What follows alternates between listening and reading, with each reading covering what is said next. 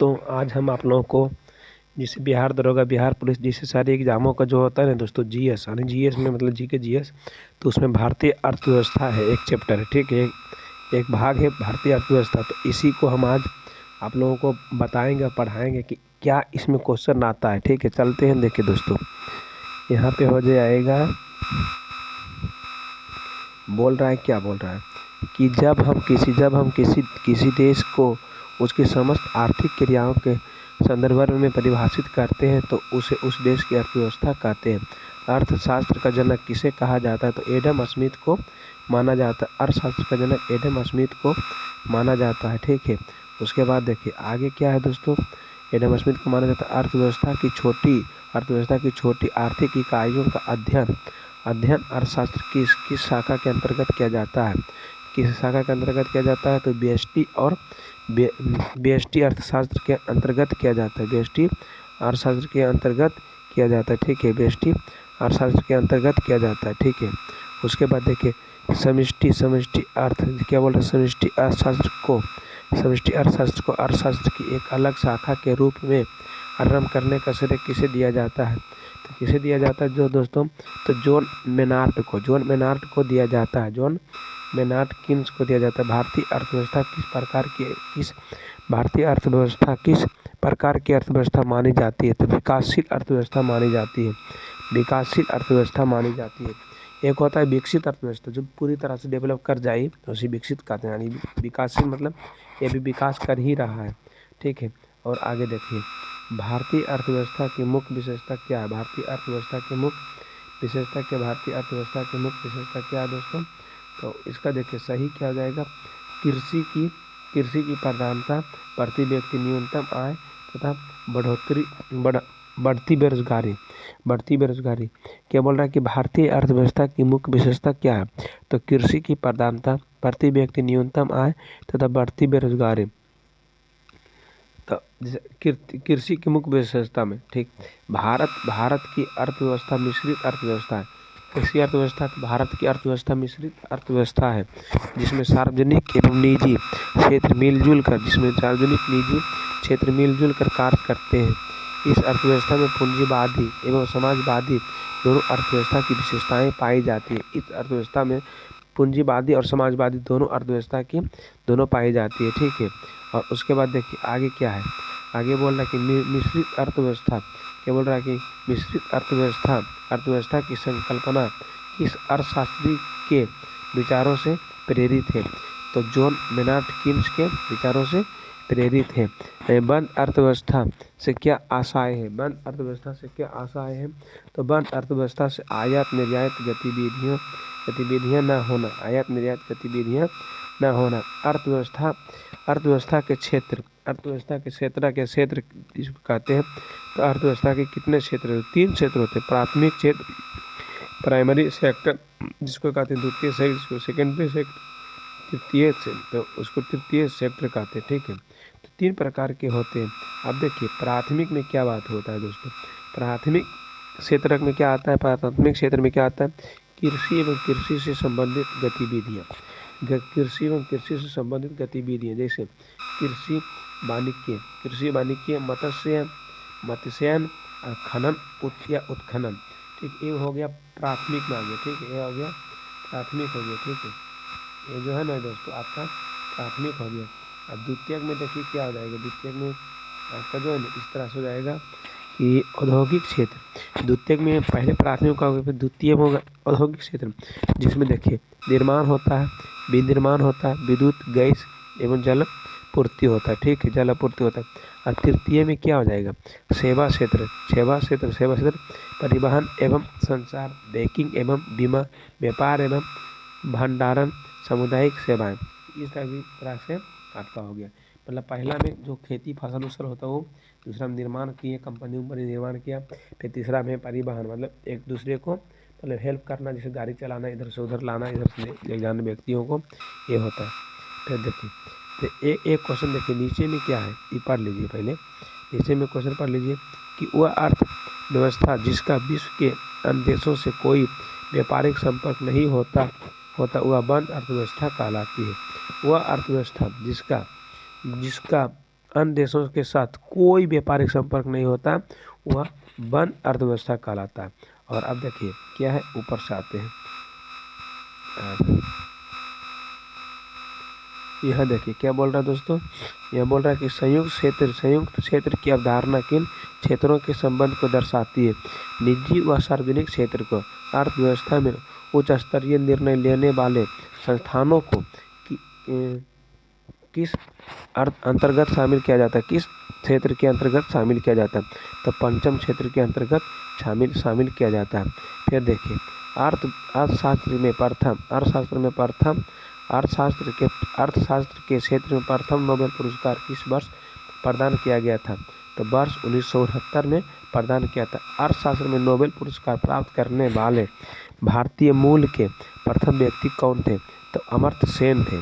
अर्थशास्त्र में नोबेल पुरस्कार प्राप्त करने वाले भारतीय मूल के प्रथम व्यक्ति जो थे वो अमर्त्य सेन थे। ठीक है, अमर्त्य सेन थे। उसके बाद ऊपर देखिए अर्थशास्त्र का नोबेल क्या बोल रहा है कि अर्थशास्त्र का नोबेल प्राप्त करने वाले अभिजीत बनर्जी भारतीय मूल के दूसरे व्यक्ति जिन्हें यह पुरस्कार वर्ष 2019 में उनकी पत्नी एस्थर डुप्लो तथा अमेरिकी मूल की माइकल क्रेमर के साथ संयुक्त रूप से वैश्विक गरीबी उन्मूलन में प्रयोगात्मक दृष्टिकोण हेतु दिया गया था।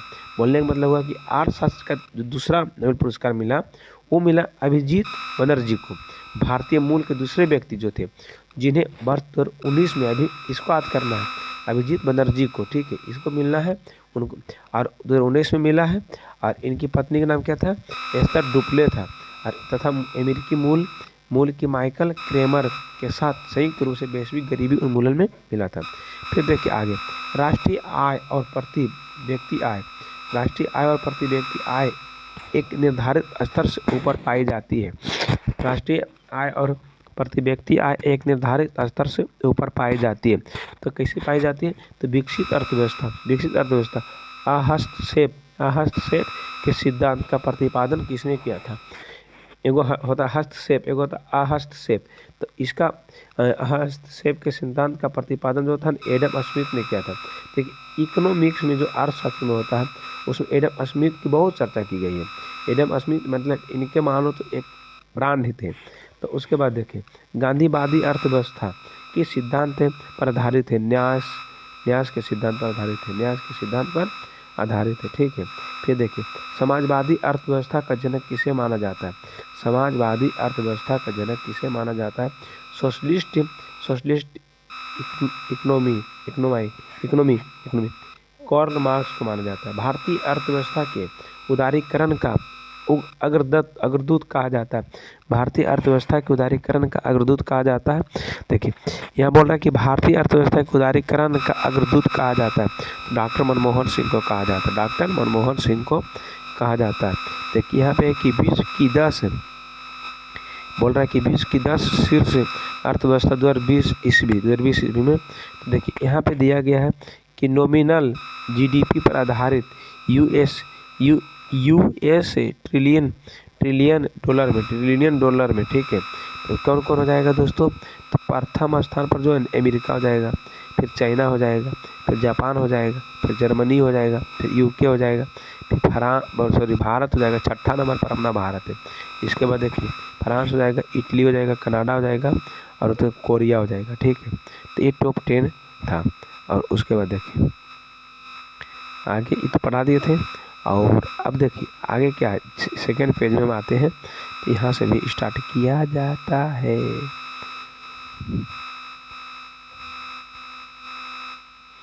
देखिए यहाँ क्या बोला गया दोस्तों कि किसी अर्थव्यवस्था में होने वाले मात्रात्मक परिवर्तन आर्थिक समृद्धि कहलाता है। किसी अर्थव्यवस्था में होने वाले मात्रात्मक परिवर्तन आर्थिक समृद्धि कहलाता है। प्रति व्यक्ति समग्र उत्पादन व प्रति व्यक्ति भौतिक पूंजी में वृद्धि क्या दर्शाती है? तो आर्थिक समृद्धि दर्शाती। अधिक किसी देश में पूंजी निर्माण हो रहा हो तो उसकी अर्थव्यवस्था पर क्या प्रभाव पड़ेगा? दोस्तों? तो उसकी अर्थव्यवस्था पर आर्थिक समृद्धि में अनिवार्य रूप से वृद्धि होगी। किसी भी देश के लिए आर्थिक समृद्धि का सबसे उपयुक्त मापदंड किसे माना जाता है? प्रति व्यक्ति वास्तविक आय को, प्रति व्यक्ति वास्तविक आय को। भारतीय अर्थव्यवस्था ने किस वर्ष में सर्वाधिक समृद्धि दर प्राप्त? तो वर्ष 2006 से 2007 में। भारत में बचत और पूंजी निर्माण की ऊंची दर होते हुए समृद्धि दर कम होने का मुख्य कारण क्या है? पूंजी उत्पाद अनुपात का अधिक होना। ठीक है। उसके बाद अंतर्राष्ट्रीय मुद्रा कोष के अनुसार वर्ष 2021 से 22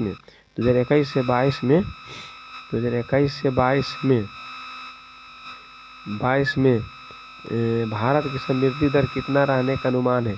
11.5% रहने का अनुमान है। तो किसी अर्थव्यवस्था में होने वाले मात्रात्मक एवं गुणात्मक परिवर्तनों को आर्थिक विकास कहते हैं। इसमें सामाजिक मूल्य निहित होते हैं। आर्थिक विकास के मुख्य संकेतक मानव पूंजी में वृद्धि, असमानता में कमी और अर्थव्यवस्था में संरचनात्मक परिवर्तन। ठीक है। उसके बाद देखिए ऊपर क्या, उसके बाद देखिए ऊपर, आर्थिक उदारीकरण की नीति लागू होने के पश्चात किस वर्ष आर्थिक विकास दर सर्वाधिक रही? वर्ष 2006 से 2007। किस पंचवर्षीय योजना में आर्थिक विकास दर सबसे कम रही है? तीसरी पंचवर्षीय योजना में आर्थिक विकास दर सबसे कम रही है। ठीक है।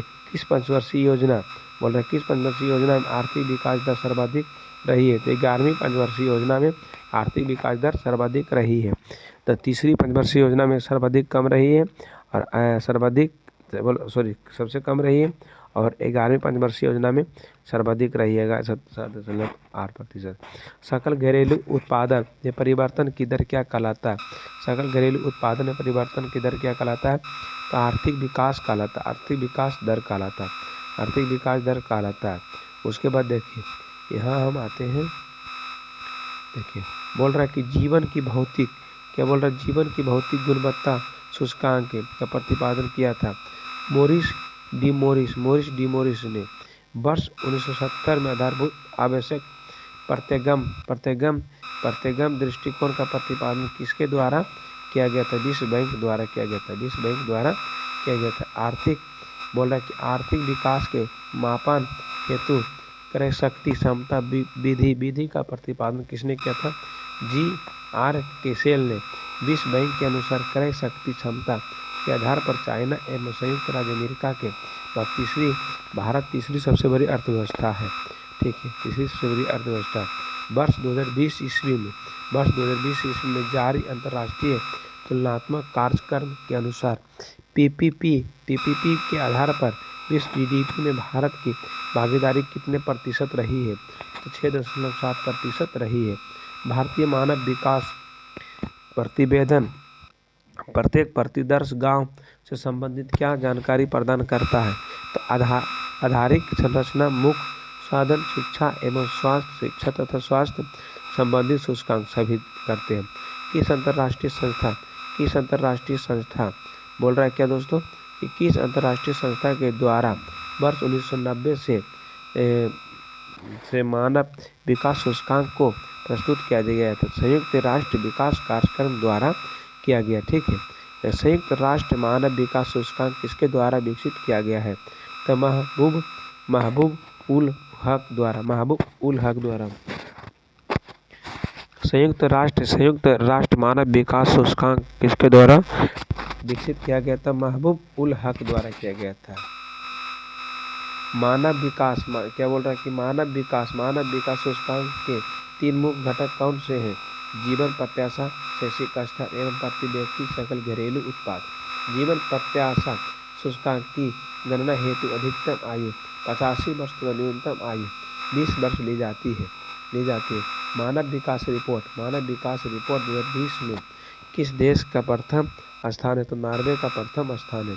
सतत आर्थिक विकास से क्या अभिप्राय है? वर्तमान पीढ़ी के विकास के साथ साथ भविष्य का आर्थिक विकास। ठीक है, सतत विकास के आर्थिक क्या है? सतत आर्थिक विकास से क्या अभिप्राय है? वर्तमान पीढ़ी के विकास के साथ साथ भविष्य के आर्थिक विकास। ठीक है, उसके बाद देखिए एक क्वेश्चन यहाँ है, थोड़ा धीमी गति से बोल रहा है कि मानव विकास सूचकांक 2020 पे भारत का विश्व में 131वां स्थान है। NCERT सार संग्रह का बुक है, ठीक है।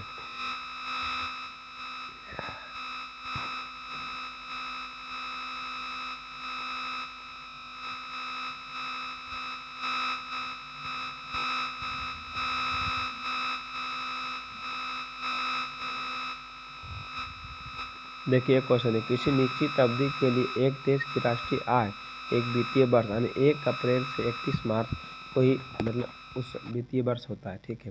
तो उत्पादित अंतिम वस्तुओं और सेवाओं को वृद्धि के लिए बराबर होती है। राष्ट्रीय आय बराबर घरेलू आय प्लस विदेशों से प्राप्त शुद्ध कारक आय। घरेलू आय प्लस विदेशों से शुद्ध कारक आय, ठीक है। उसके बाद देखिए आगे क्या है दोस्तों, राष्ट्रीय आय लेखा प्रणाली का जन्मदाता किसे कहा जाता है? तो साइमन कुजनेट को वर्ष 1949 में भारत सरकार द्वारा नियुक्त राष्ट्रीय आय समिति के अध्यक्ष कौन थे? नियुक्त राष्ट्रीय आय समिति के पीसी महालनोबिस थे, ठीक है। भारत में प्रति व्यक्ति आय में वृद्धि की दर मंद होने का मुख्य कारण क्या है? मुख्य कारण क्या? उच्च पूंजी उत्पाद अनुपात व जनसंख्या वृद्धि की ऊंची दर। भारत में अर्थव्यवस्था का कौन सा क्षेत्र बचत सर्वाधिक योगदान करता? घरेलू क्षेत्र। भारत की घरेलू बचतों में सर्वाधिक हिस्सा किसका है? भौतिक परिसंपत्तियों का, ठीक है। भौतिक परिसंपत्तियों के। वर्तमान में भारत के किस राज्य में प्रति व्यक्ति आय सबसे कम है? तो बिहार में प्रति व्यक्ति आय सबसे कम है। भारत में सर्वप्रथम राष्ट्रीय आय की गणना का प्रयास दादाबाई नौरोजी द्वारा वर्ष 1876 में किया गया था। इन्होंने अपनी पुस्तक पॉवर्टी एंड अनब्रिटिश रूल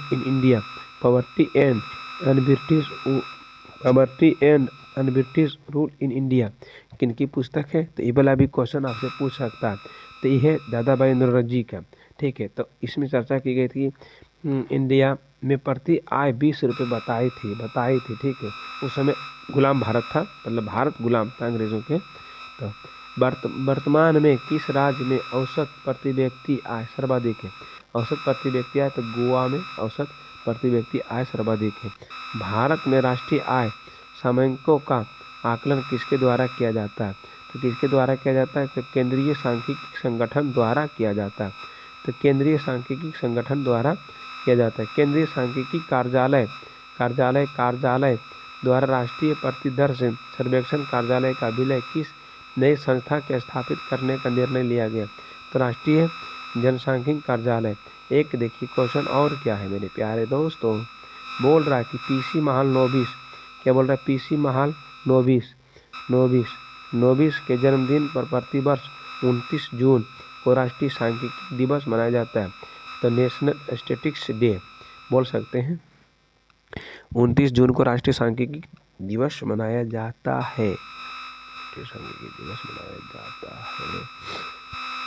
बोल रहा है इधर देखिए, हिंदू वृद्धि दर किससे संबंधित है? राष्ट्रीय आय से संबंधित है। हिंदू वृद्धि दर राष्ट्रीय आय से संबंधित है। MCA मिशन मोड प्रोजेक्ट किस केंद्रीय मंत्रालय द्वारा आरंभ किया गया था? तो कंपनी मामलों के मंत्रालय द्वारा आरंभ किया गया था। एक खुली अर्थव्यवस्था क्या है? एक खुली अर्थव्यवस्था में अर्थव्यवस्था की राष्ट्रीय आय से क्या तात्पर्य है? C+I+G into X-AM। तो यहाँ पे देखिए सभी के बारे में चर्चा की गई है। तो यहाँ पे बताया गया है कि सकल घरेलू उत्पाद, देखिए उपभोग को हम C कहते हैं, सकल निवेश को I हम कहते हैं, सरकारी व्यय को हम G कहते हैं, और निर्यात यानी X कहते हैं, निर्यात को X कहते हैं, और आयात को हम M से डिनोट करते हैं। तो यही हो गया आपका, और उसका फुल फॉर्म भी दिया गया है। देखिए उसके बाद आगे देखिए, सकल घरेलू उत्पाद के आधार पर विश्व की छठी सबसे बड़ी अर्थव्यवस्था कौन सी? तो भारत है। सकल घरेलू के आधार पर विश्व की छठी सबसे बड़ी अर्थव्यवस्था तो भारत। मुद्रास्फीति मुद्रा संकुचन एवं प्रत्यक्ष अप्रत्यक्ष कर के प्रभाव को शामिल कर सकल जीडीपी को क्या कहा जाता है? नॉमिनल जीडीपी कहा जाता है। नॉमिनल। भारत में सकल बोल रहा है क्या? भारत में सकल घरेलू उत्पाद का सबसे बड़ा भाग किस आर्थिक क्षेत्र से प्राप्त होता है? तो सेवा क्षेत्र से। भारत की राष्ट्रीय आय में ग्रामीण अर्थव्यवस्था कितना प्रतिशत योगदान देता है? 46% देता है। फिर देखिए सकल क्या बोल रहा है? सकल राष्ट्रीय उत्पाद क्या है? तो राष्ट्रीय उत्पाद का मूल मापन राष्ट्रीय प्रतिवर्ष सर्वेक्षण संगठन की स्थापना किस वर्ष हुई थी? वर्ष 1950 में हुई थी। उसके बाद देखिए सांख्यिकी आयोग की स्थापना किस समिति की अनुशंसा पर स्वीकार की गई थी? तो श्री रंगराजन समिति। जीडीपी आंकड़ों के आधार पर वर्ष 2004 से 2005 बदलकर कौन सा नया आधार वर्ष तैयार किया गया था? वर्ष 2011 से 12। ठीक है। केंद्रीय सांख्यिकी कार्यालय द्वारा राष्ट्रीय आय की गणना के लिए आधार वर्ष 2011 से 12 बदलकर वर्ष 2017 से 18 प्रस्ताव करने का किया गया। तो आज यहीं तक दोस्तों, फिर मिलते हैं नेक्स्ट वीडियो में। आपके साथ आपका भाई बलवीर कुमार, जिला जमुई, बिहार। Thank you.